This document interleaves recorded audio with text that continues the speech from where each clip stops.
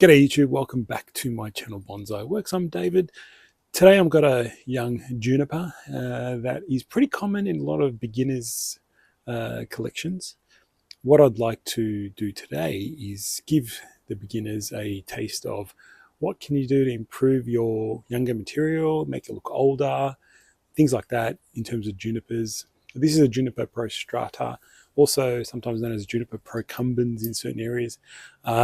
It's a shrub, kind of low-growing, horizontal shrub that grows along the ground. We use them a lot in bonsai, especially in beginners classes and beginners starting out. It's a very good material. The only issue, I guess, is it does have dieback for no reason sometimes. Just branches die. So, but in all, this is quite a healthy tree.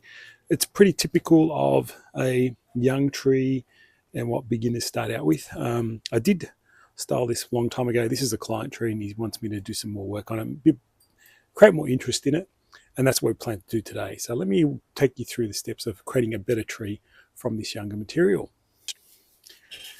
All right, so what do we have to work with? Let's firstly assess the trunk. The trunk is pretty straight.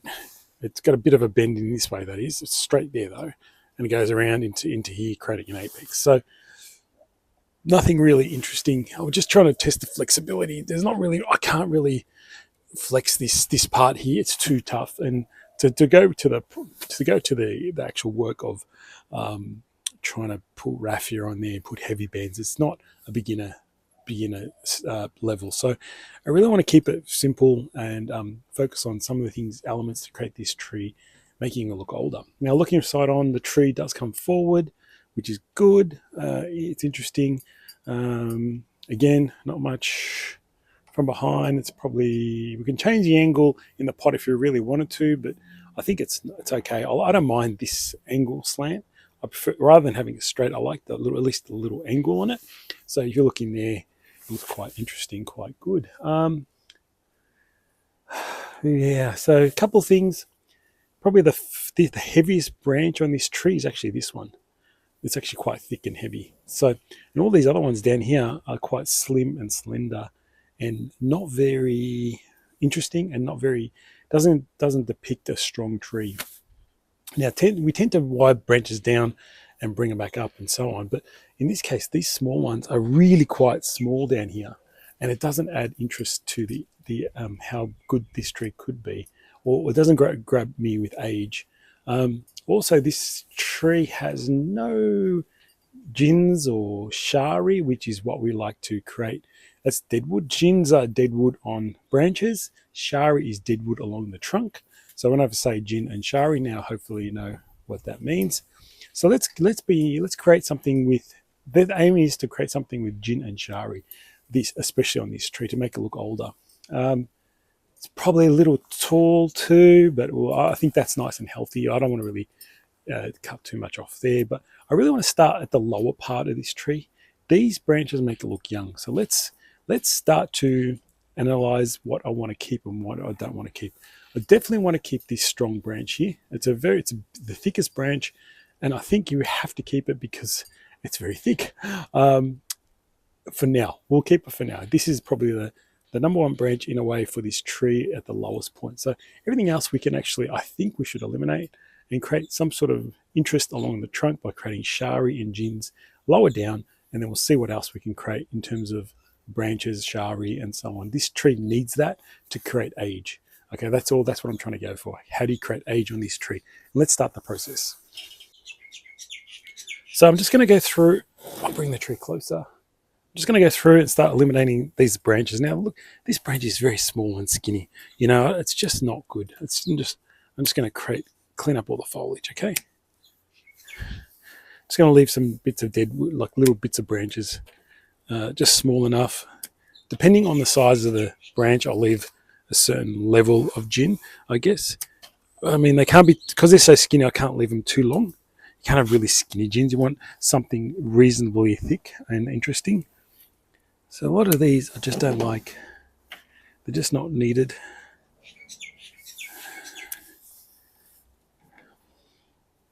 And this was probably the main gin that is of interest. So I'm going to just try and keep it a bit longer. Now, already just by eliminating some of that, it already makes the tree look older, right? I'll hang on to that branch for now because I might want to use that. I'll leave all these little ones up here, and I'll leave this big one up here. So really, we've cleaned up all that young stuff. Now I'm going to gin it, okay? So I'm going to gin it. So I just usually ring bark the branch I ring bark the branch I'm going to gin, because I ring bark it so when I peel the bark, it doesn't peel along the trunk where I don't want it to be. So, and then I use my pliers and squeeze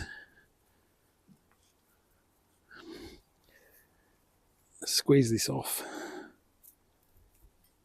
Squeeze the bark, and it helps me peel off. Oh, careful of your fingers. Don't squeeze your fingers. And then it should just peel off quite easily at this time of year too. Still, there's a bit of sap going. It's late autumn, early winter here, which is where I tend to do all my work for my junipers, pines, etc. It's the best time. But creating gin is probably better in the summer, in spring, summer, because the sap flows better and you can actually peel off the bark even easier. So the bark is still peelable, but not as easy as it used to be. So now that I've done the gins, we'll see how that all works out in the end. But what I want to do is try and create shari along the trunk. So this is where a knife comes in handy. Sometimes it's really good if you've got chalk to outline some parts that you want to do gins and so on. In this case, I kind of roughly know where I want to do. So there's gins, there's like 3 gins at the back, or there's 3 gins in this area. So I want to kind of connect them up, make a shari along that to connect them up for now. And I might want to pull one up here, leading up through here, up to this. So I'm going to have 2 sections that are ginned. Sharied, sorry. It just adds a bit more interest when there's a couple of sections, rather than just one. I think this will be quite nice and unique. So take your time, and you've got to do this very slowly because you've got a knife. There's quite a few gins here that I can actually connect up, and I think it'll make an interesting piece. So I'm going to go away. I'm going to go ahead and do that. Might be hard to see, but we'll try it anyway. Let me see. I'll just try and get that branch out of the way for now. So the first thing always I do is I always do my gin and shari work first. So it's easier. Then you can wire and so on. So that's the ultimate way we should work. Gin and shari always first before you do anything else. Before you do the wiring, styling.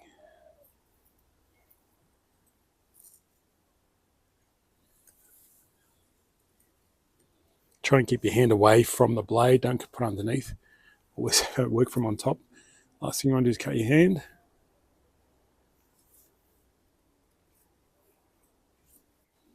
And you should be able to just peel off the parts that you've cut.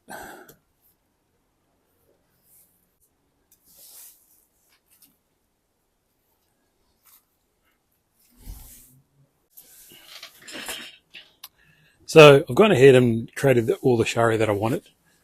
So you saw the one at the back where I put all the gins together. Then what I've done is created small slivers along the main trunk. So a little sliver in there, joining that gin, and a little sliver up here for that gin. Now, eventually I'd like to join all them. So I really thought about the health of the tree first. So creating small slivers as we go. And it will create a much more interesting shari in the future when we join it up. And there'll be the layers have been rolling over each other, and you'll have nice, more natural looking shari on the trunk. So that's how I've created the shari. So you can see that. Eventually that will make it look older. Now the problem is, obviously, all this foliage makes it look really young. So we'll have to look at what branches I'm going to keep and what branches I'm going to get rid of, or just reduce slightly. So I'm also thinking maybe a little ratty style for this tree. Little ratty is just, a very elegant, taller tree with just a bit of foliage. But I think this tree maybe not. But I do want to keep this branch. I just got to work out the style. So let me go and start reducing a lot of the branches, a lot of the foliage, and we'll see what we can come up with in terms of style. I've cleaned out quite a bit of the excess foliage on the tree. Now it's much thinner and much more open, so we can actually see into the tree a bit more. There's too much growth at the top, so I've reduced all that. Usually that's just pruning out the middle top growth in every little bit. So it takes a little bit of time, but you'll get through it. It's also good, it opens up the tree so you can see a bit more in terms of styling. Now I've got a real big dilemma now. And I hope you guys maybe can figure out what I've got issues with this tree. It's a nice slender trunk with shari and gin, and then we've got two sides of the tree. You know, it becomes very, very symmetrical and not very interesting, not really telling a bonsai story. So my thing is, this tree bends this way and then goes back this way, and the apex goes into there. Ideally, when you've got a tree going in that direction, this side can't be as long or longer than this side of the tree. So some things usually happen to this side of the tree, making the tree go this way. We've got the sharis along here to introduce some things happen along this side of the tree. But why do we have a very strong number one branch on this side? So initially I thought, yes, we want to keep that. Be interesting to keep that because it is the largest branch. But sometimes you got to sacrifice some of the key elements to make a better tree. So that's my thinking. And they're back actually both here and here. These two branches are bar branches that pretty much make a bar along the trunk. So we can't really have that as well. That's starting to swell anyway in that section, and it creates a reverse taper or inverse taper. So my thinking is having a shorter side this side and creating this branch as a low cascading branch. I know it's going to maybe shock some people, but I'm hoping the look comes up really good and you'll see what I'm getting at. So that's what I'm contemplating. Now, if you're ever in any doubt, don't cut it yet. Okay, so for beginners especially, if you're in doubt, don't cut something. So what I'm going to do next, I'll show you how I process my thinking, especially when you're starting out. So now I'll go and wire all these branches and try and put them in place. And then you can probably see, oh yeah, that makes sense. Let's cut that off. Okay, so very important lesson. So really, I'm just going to wire all these branches and put everything in place, which will take me a while, but I'll wire all this up and position things, trim it all back. And you can see how this should be out of place, okay, when I'm done. So let me do that work and then you can come and have a look. All right, so here's how I finished up wiring the tree in placing the branches how I like it. Now I've also actually inclined, like I've tilted the back of the tree so it's not leaning forward so much so you can actually see into it. And you can see now the pads working. Now, some people might leave this on, it actually looks pretty good. But I think that to create more dynamicness and interest in the tree and remove that symmetry, you need to remove this branch. And that's why I wired everything first before I'm going to remove that. So this branch here plays a real pivotal role. So I just want to try and put that perfectly so you can see how it looks in there.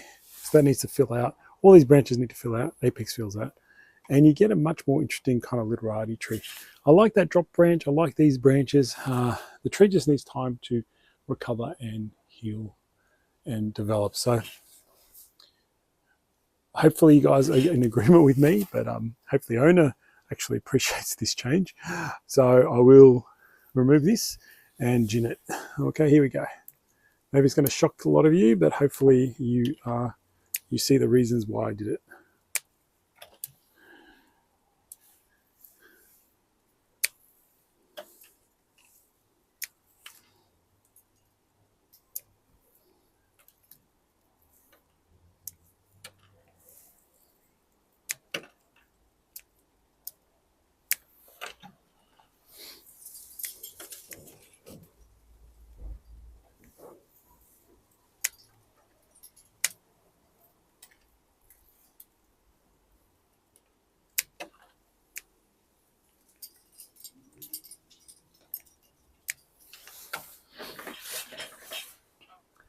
Now I will gin that and hopefully you can see a really nice tree in the future with this change. So I'll just gin that and I'll probably create a little shari down into here, into this branch, so that joins up as well.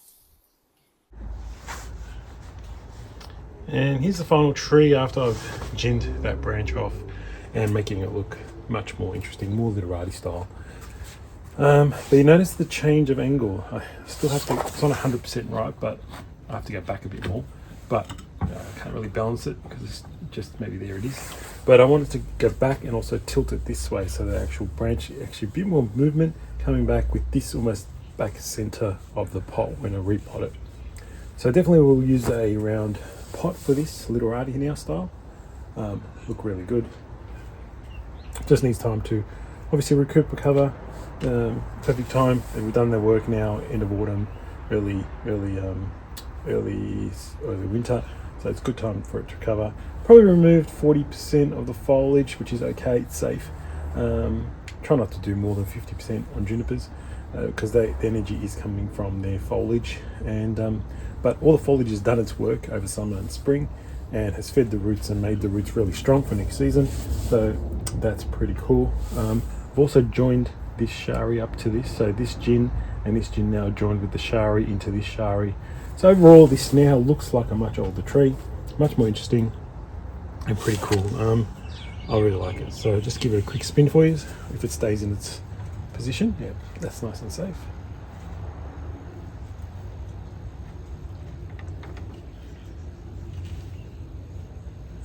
Back to there. Alright guys, hope you enjoyed the video, and I'll see you around for more videos.